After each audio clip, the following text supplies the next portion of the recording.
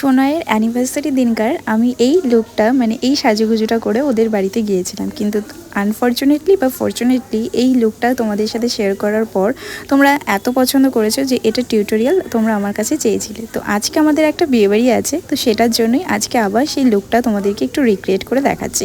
তো আশা করছি তোমাদের এই লুকটা ভালো লাগবে। তো চলো স্টার্ট করা যাক। তো প্রথমেই আমি যেটা করি সেটা হচ্ছে ভালো করে ময়শ্চারাইজার অ্যাপ্লাই করি, আর যেটা আমি সবসময় ইউজ করি সেটা হচ্ছে ল্যাকমে পিচ মিল্ক। দেখো আজকে যে লুকটা তোমাদের সাথে শেয়ার করব সেইটা একদমই বাজেট ফ্রেন্ডলি। তোমাদের কাছে কয়েকটা প্রোডাক্ট থাকলেই হবে, আর সবকটাই কিন্তু মানে কি বলবো তোমাদের মোটামুটি ম্যাক্সিমাম 500 টাকার মধ্যে।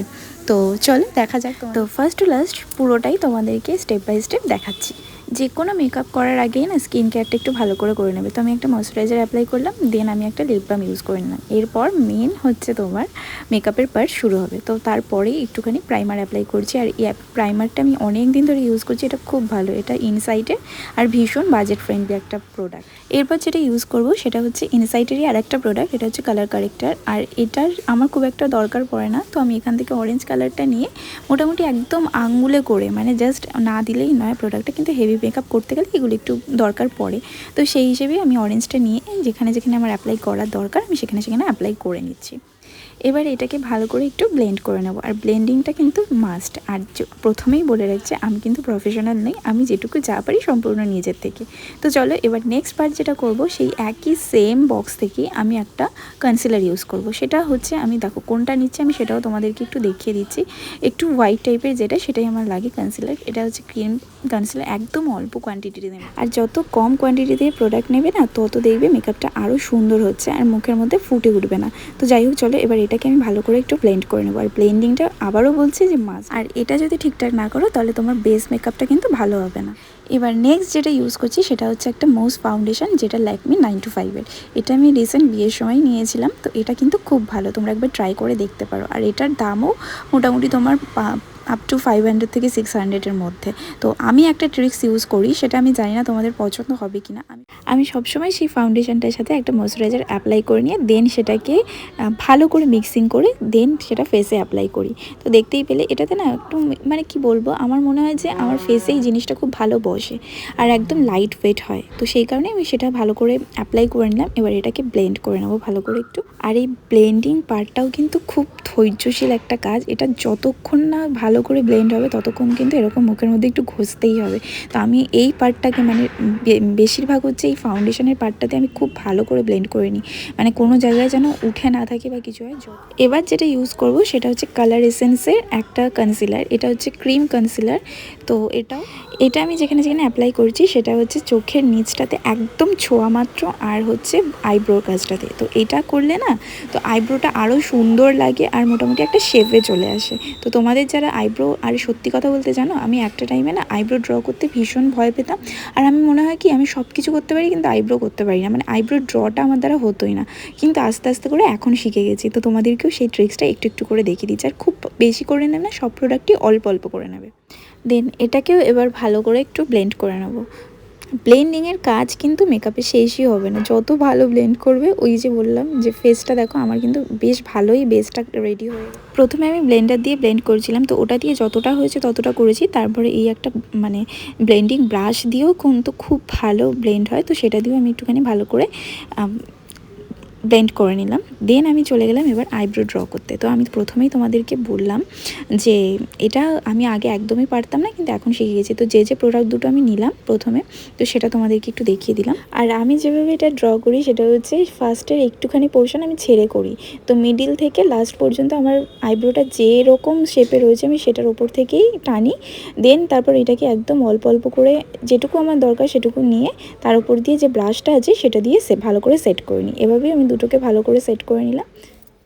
তো আইব্রো ড্র তো ডান। এবার হচ্ছে আই মেকআপটাও আমি সবসময় স্যাটেলের উপর করার চেষ্টা করি। খুব একটা মানে কি বলবো লাউড, মানে কি বেশি ডিপ কালার আমি নিই না, একদম মানে কম প্রোডাক্টের আর একদম পুরো আই সুদিং একটা শেড নিয়ে আমি ভালো করে আমার আইলিটা অ্যাপ্লাই করে নিলাম। আর কোন কোন শেড দুটো নিলাম সেটাও তোমাদেরকে একটু দেখিয়ে দিলাম। আর এটার যে প্যালেটটা আমি ইউজ করছি সেটা কিন্তু হিলারি রোডার। হ্যাঁ, মাঝখানে ভুলে গিয়েছিলাম, তো কালার এসেন্সের আমি আগেই বললাম যে কনসিলারটা ছিল, আর এটা হচ্ছে হিলারি রোডার। আর যে আমি যে ব্রাশগুলো ইউজ করছি সেটাও কিন্তু হিলারি রোডারই প্রোডাক্ট। তো চলো, মোটামুটি আমার আই মেকআপ ডান। আর এবার যেটুকু আমার কম বেশি মনে হচ্ছে সেটাকে আমি ভালো করে একটু অ্যাডজাস্ট করে নিচ্ছি। এবার যেটা করব সেটা হচ্ছে আইলাইনার পরবো, বাট এই কাজটা আমি অন ক্যামেরা একদমই করতে পারি না, তাই এটা আমি অফ ক্যামেরায় গিয়ে ভালো করে পরে এলাম। আর এবার দেখো কেমন লাগছে। এবার যেটা করব সেটা হচ্ছে আমি মাস্কারা অ্যাপ্লাই করব, আর এটা দুটোই কিন্তু আমার ল্যাকমির প্রোডাক্ট। এবার আইশ্যাডো প্যালেট থেকে একটা হালকা মিষ্টি কালার নিয়ে, মানে রেডিশ বা পিঙ্কিশ একটা শেড নিয়ে, ঠিক আমি যেখানে করছি মানে চোখের একদম নিচ থেকে একটু করে হালকা হালকা করে দিয়ে দেবে, যাতে মনে হয় কি চোখটা একটু বড় বড় লাগছে। আমার যেটা মনে হয়, আমি তো এরকমভাবেই অ্যাপ্লাই করি। আমি জানি না তোমাদেরকে কতটা পছন্দ হচ্ছে লুকটা। তো যাই হোক, চলো এবার যদি তোমাদের মনে হয় যে কালারটা একটু উঠে উঠে আছে, তোমরা সেটা হাত দিয়ে ঠিক করে নিতে। এবার মেকআপটাকে একটু সেট করার জন্য আমি এখানে একটুখানি পাউডার, লুজ পাউডার ইউজ করছি, সেটাও কিন্তু ইনসাইটের প্রোডাক্ট। আর এই পাউডার এটা অ্যাপ্লাই করার পর আমি কিছুক্ষণের জন্য এটা রেস্ট। এবার আমি না অফ ক্যামেরায় গিয়ে আইল্যাশটাও ভালো করে পরে নিলাম, কারণ এই আইল্যাশ পরাটাও না আমার কাছে ভীষণ চাপের একটা বিষয়। আগে তো আমি একদমই পড়তে পারতাম না, এখন তবু ঠিক হয়েছে, তবু একটাতে পড়লাম।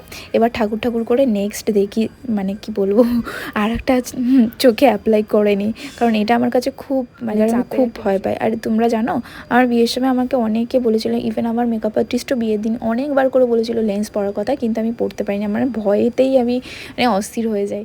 তো যাই হোক, চলো ফাইনালি আমার আইল্যাশটা পরার ডান। এবার যেটা করব, এক্সেস যে পাউডারটা আছে সেটাকে ভালো করে ঝেড়ে নেব। আর এটা আগেই বললাম যে কিছুক্ষণ আমি রেখে দিয়েছিলাম। তো এবার দেখো লুকটা দেখেছো তো, ল্যাশটা পরার পরই না দেখবেন তোমার ফেসটা একদমই চেঞ্জ হয়ে যায়। এবার যেটা ইউজ করছি সেটা হচ্ছে ব্লাশ। এটা জানি না কারো ভালো লাগতেও পারে বা নাও লাগতে পারে, আর আমি বোধহয় একমাত্র পাবলিক আছি এটা আমি খুব একটা ইউজ করতে পছন্দ করি না, মানে মোটামুটি। আর খুব যে পিঙ্কিশ বা রেডিশ ভাবটা, ওটা আমার খুব একটা ভালো লাগে না। ওটাও দিলে মনে হয় কি কেমন একটা সেই ছোটা ভীমের ছুটকির মতো দেখতে হয়ে যায়। তো কিন্তু এবার যেটা অ্যাপ্লাই করছি সেটা আমার বেশ ফেভারিট। এটাও হচ্ছে হাইলাইটার, আর এটাও কিন্তু হিলারি রোডার। আমি এতক্ষণ পর্যন্ত যে কটা ইউজ করলাম, তো মোটামুটি আইশ্যাডো প্যালেট বলো বা হাইলাইটার বলো, সেটা সবকটাই কিন্তু আমার হিলারি রোডারের প্রোডাক্ট। এবার হচ্ছে লাস্ট অ্যান্ড ফাইনাল টাচ, সেটা হচ্ছে লিপস্টিক পরা। এই লিপস্টিক যতক্ষণ না পর্যন্ত পরবে তোমার লুকটাকে মনে হবে না যে কমপ্লিট হয়েছে বলে। তো এবার যে কালারটা আমি ইউজ করছি সেটা হচ্ছে কালার এসেন্সের একটা শেড। তো এটার শেড নাম্বারটা আমার এখন ঠিক মনে পড়ছে না, আমি ডেসক্রিপশন বক্সে সব লিঙ্ক বা প্রোডাক্টের নাম আমি মেনশন করে দেবো। এবার লাস্ট এটা অ্যাপ্লাই করলেই আমার মেকআপ একদম ডান। সেটা হচ্ছে সেটিং স্প্রে, আর এটা হচ্ছে ব্লু হেভেনের। আর এটা এত ভালো প্রোডাক্ট না, আমি নর্মাল কোথাও একটা গেলেও একটা ময়শ্চারাইজার কি একটা ফাউন্ডেশন অ্যাপ্লাই করে দেন এটা অ্যাপ্লাই করে নিই, একটা আলাদাই গ্লো চলে আসে, জানো তো। ওকে, সো মেকআপ ডান। এবার চলো শাড়িটা পরে তারপর তোমাদেরকে ফুল লুকটা একবার দেখাচ্ছি। আমি এইটার একটা রিলস তোমাদের সাথে শেয়ার করার পর তোমরা অনেকেই আমাকে এই শাড়ির লিঙ্কটা চেয়েছিলে, কিন্তু এই লিঙ্কটা আমি দিতে পারবো না, কারণ এটা আমি গিফটে পেয়েছিলাম। এটা আমাকে ছোক কাকা আইবুড়ো ভাত খাইয়ে আমাকে গিফট করেছিল। আর তার সাথে ব্লাউজটাও যদি কেউ লিঙ্ক চাও সেটাও আমি দিতে পারবো না, কারণ এটা আমি নর্মাল লোকাল স্টোর থেকে কিনেছিলাম, বেহালা থেকে। আর লাইট ডিপের একটু হয়তো ডিফারেন্স রয়েছে, বাট সেটা বোঝা যাচ্ছে না। তো চলো, বিয়ের পর যেটা মেন সেটা হচ্ছে সিঁদুর পরা। তো সিঁদুরটাও পরে নিলাম, এবার ফাইনাল লুকটা নিয়ে একেবারে দেখাচ্ছি। তো চলো, শাড়ি আর মেকআপ করা তো কমপ্লিট, কিন্তু মোস্ট সমস্যার জিনিস হচ্ছে এই যে চুলটা কি করব, না খুলবো না বাঁধবো না পাফ করব না কি করব, কিছুই বুঝে পাচ্ছিলাম না। লাস্টে পাফই করে ফেললাম, আর নিচের দিকে হাত যাচ্ছিলাম বলে ওকে বললাম যে চুলটা একটু আঁচড়ে দিতে। তো তারপরে মেন জুয়েলারিগুলো পরে নিলে হবে। আর লাস্টের দিকে সাজুগুজু করলে এটাই হয়, মানে এক সময় তো নিজে যখন থাকি তখন একসাথে করা যায়, কিন্তু তারপর যখন কেউ চলে আসে তখন একটু গুতুগুতি হয়ে যায়। তো এই হচ্ছে ব্যাপার। তো যেটুকু বাকি ছিল বা কিছু মানে জুয়েলারিটা একটু টাইট বা লুজ করার ব্যাপার ছিল, তো সেগুলো ঠিকঠাক করে দিচ্ছিল। আর এখন না মানে টিপ ছাড়া পুরো সাজটা ইনকমপ্লিট থেকে যেত, তো সেই জন্য একটা ছোট্ট টিপ পরে নিলাম। আর এই হচ্ছে আমার ফাইনাল লুক। তো কেমন লাগলো অবশ্যই কমেন্ট করে জানিও। তো চলো, দেখা হবে নেক্সট ভিডিওতে। আর এরকম যদি আরও ভিডিও দেখতে চাও তাহলে অবশ্যই কমেন্ট করতে পারো, তাহলে আরও মেকআপ লুক নিয়ে আমি আসবো। তো চলো, টাটা। হতে পারি গল্প, তুমি কাছে টানলে হতে পারি জানলা,